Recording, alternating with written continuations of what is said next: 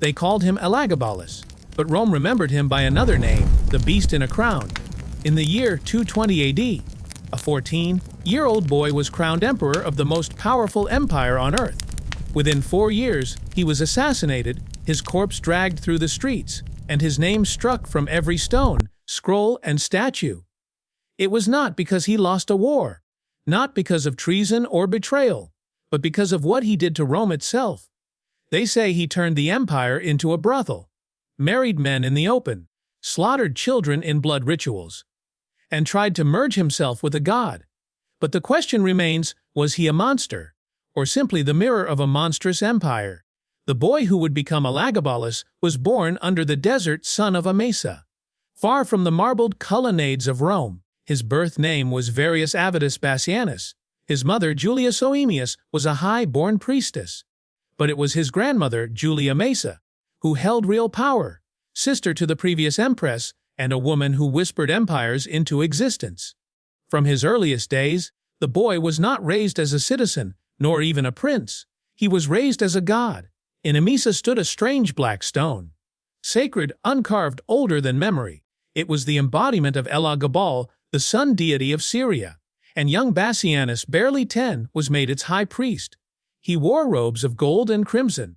He danced barefoot through fire-lit halls. He was called not boy, but Lord. While Roman boys were learning sword and politics, he was being taught ancient rites, whispered in tongues no longer spoken. They fed him honey, incense, and visions. He dreamed of fire in the sky, blood on marble, and voices calling from beneath the earth. They told him he was divine. He believed them. Meanwhile, Rome was bleeding. The Emperor Caracalla had been assassinated. His usurper Macrinus was weak, hated by the legions, despised by the Senate. Julia Mesa, exiled to Syria, saw her chance. She began a whisper campaign that her grandson was not just a priest, but the true son of Caracalla. The claim was bold, false, and effective. Soldiers liked omens, and a boy raised in fire with the blood of a god emperor. That was a story they'd die for. Bribes flowed. Prophets spoke. And one night, the Syrian legions raised the boy on their shields.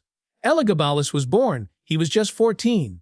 Too young to understand politics. Too young to rule. But old enough to believe in destiny. As he marched toward Rome, behind him came a caravan not of scholars or advisors, but of eunuch priests, golden idols, caged leopards, and boxes of spices for ritual sacrifice. He did not arrive as a Roman emperor. He arrived as a god in flesh. The Senate was forced to accept him. The people watched in awe, confusion, and dread. The boy wore makeup, golden earrings, and a robe laced with blood, red thread. He declared that Rome would worship his god now, the sun above all others. Some laughed. Some knelt. But no one, not even his family, knew what was coming next. History often paints Elagabalus as mad, depraved, or demonic. But madness rarely appears at 14, and depravity must be taught. So what made this boy emperor so feared, so loathed, that even his name was forbidden? Perhaps it wasn't what he did, but what he revealed. That the gods of Rome were paper masks. That power could be bought by prophecy, and that the throne itself was hollow. The year was 218 AD, and Rome, the city of Caesars, the fortress of law and order, had a new emperor. He entered not on horseback, but in a golden chariot drawn by white stallions. Behind him marched dancers in silk veils, priests in black robes, and slaves carrying incense burners and cages of birds for sacrifice. High above them, on a pedestal carried by 8 men, sat the black stone of Emesa, the sacred heart of a foreign god. This was not a triumph. It was a procession for a god. The senators stood. Some bowed. Some stared. Some whispered behind pale hands. They saw a boy, barely 15, wearing earrings, heavy perfume, and crimson robes embroidered with suns. His first decree, that Elagabal, his eastern deity, was the one true god of the empire. He ordered the construction of a massive new temple on the Palatine Hill, taller than any shrine to Jupiter. Marble imported from Syria, gold ceilings, bloodstone altars. Rome's gods were to be demoted, subjugated, or erased. The high priest of Jupiter resigned in protest. Elagabalus laughed and declared himself the high priest of Rome. Rituals changed. Gone were the chants in Latin and Greek. Now, foreign hymns filled the air. sung in a forgotten tongue of the desert. Priests wore women's garments. Offerings included live birds, exotic animals, and, whispers said, human blood. Every morning, Elagabalus ascended the temple steps alone, bare-chested, head-shaved, skin painted in ochre and gold. He prayed not for Rome's glory, but for union with the sun. In the palace, madness wore a crown. The emperor refused to sleep in the Caesar's chamber. He had his own suite redesigned to mimic the temple. Red curtains, burning incense, snake carvings, and walls covered in mirrors. He surrounded himself with dancers, eunuchs, astrologers, and fortune-tellers. His favorite among them was a slave boy named Hierocles, whom he publicly called husband. A court records showed.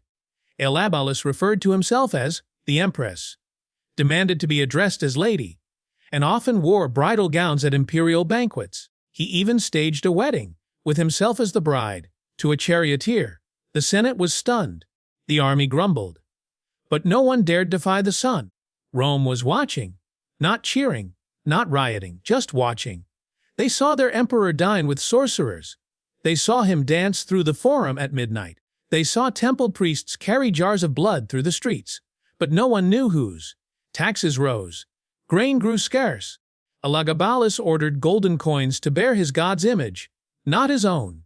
He paid foreign musicians and neglected Roman veterans. And then, the final insult, he married a Vestal virgin. The Vestals were sacred, sworn to 30 years of chastity.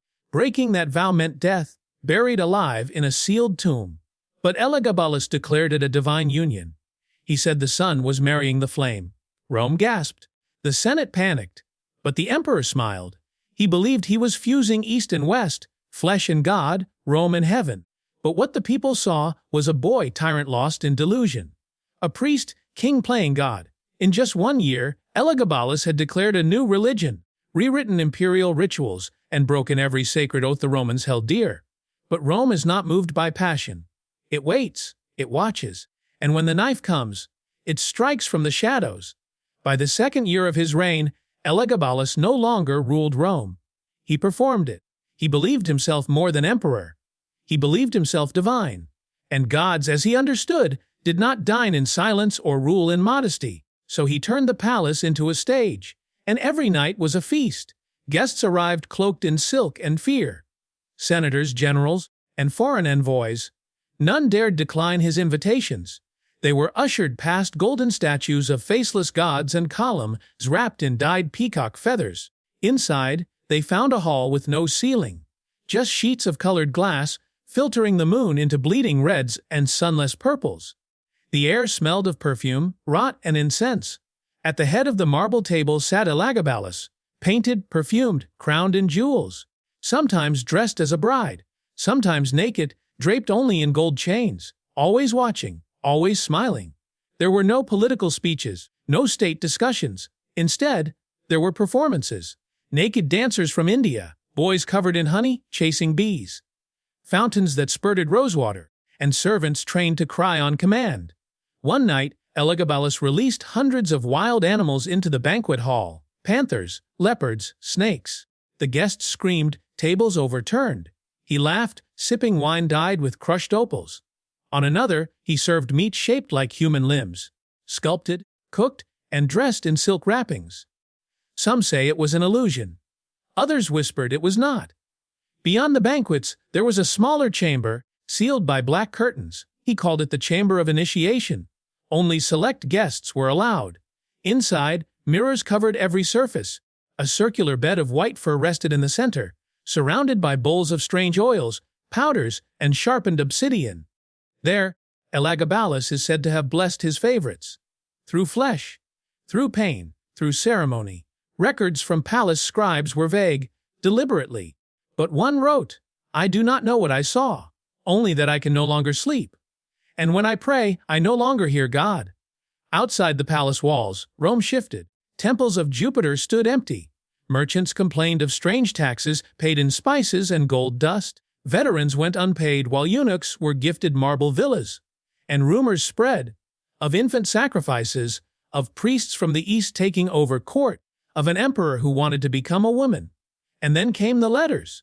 Letters sent from the provinces, from generals, from governors, from Rome's beating, boiling heart.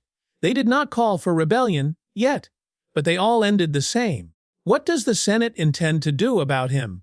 The Senate was paralyzed. Elagabalus still controlled the army, or so they thought.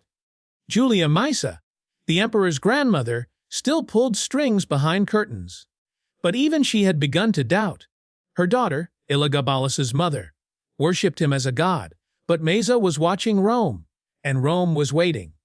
The feasts continued, each more grotesque than the last. At one, he supposedly poisoned the wine of every guest, not to kill, but to induce visions. He claimed to speak with the dead that night, claimed Julius Caesar wept for him, claimed Augustus kissed his feet in the dream. He awoke the next morning, ordered new statues, of himself, depicted not as emperor, but as Venus. By the end of year 2, Rome was no longer an empire. It was a theater. Its ruler a priest, a queen, a monster, a child. And in the silence between the feasts, the knives were being sharpened. Gods don't die. But in Rome, even gods can be replaced. Julia Maesa sat alone, matriarch, kingmaker, and the last mind in Rome still thinking clearly. Her grandson, the boy she'd made emperor, now dressed as a bride, called himself Lady of the Empire, and forced senators to kneel before a foreign rock. The empire whispered, the army grumbled, and the Senate waited for a signal. But none of them mattered. Not yet. Because Maesa still protected him. Until one night, she didn't. It was a rare moment, a meeting with generals. Maesa had gathered them. Elagabalus had invited himself. He arrived in a silver veil, perfumed, painted, laughing. When asked about campaigns in Gaul, he suggested sending dancers instead of soldiers. When warned of a famine in the east, he replied, let them eat snow. The generals left in silence. But their silence was heavy, and Maesa saw it. That night, she summoned her daughter, Elagabalus's mother. The conversation was never recorded.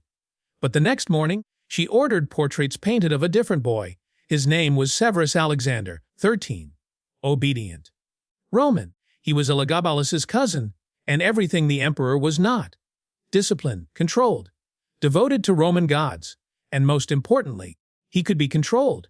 Maesa made the boy visible, paraded him through temples, markets, and barracks. Soldiers saluted. People cheered. Priests whispered, at last, a true Caesar. Elagabalus noticed. The emperor stormed through the halls, tore down paintings, had priests arrested, demanded Severus be sent away or executed. Maesa refused. So he did what only a child tyrant could do. He invited his cousin to a feast. It was grotesque even by Elagabalus's standards. The room smelled of roses and sweat. Musicians played only minor chords.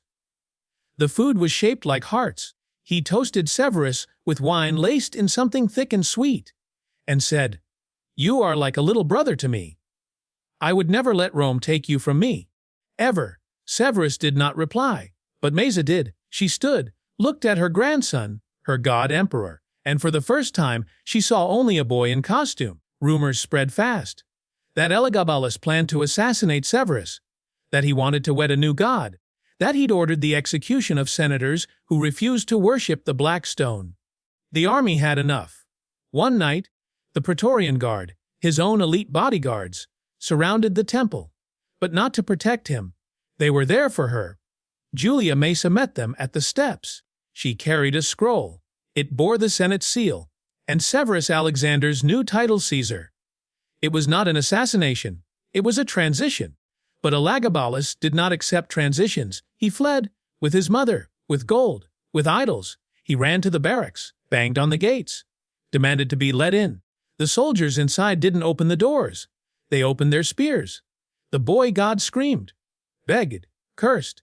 It was the dawn of a cold Roman morning. The sun barely rose over the Tiber. Elagabalus was captured near the Palatine Hill, his golden robes torn, his makeup smeared. His cries echoed in empty streets. He was dragged through the city. The people stared. Some sneered.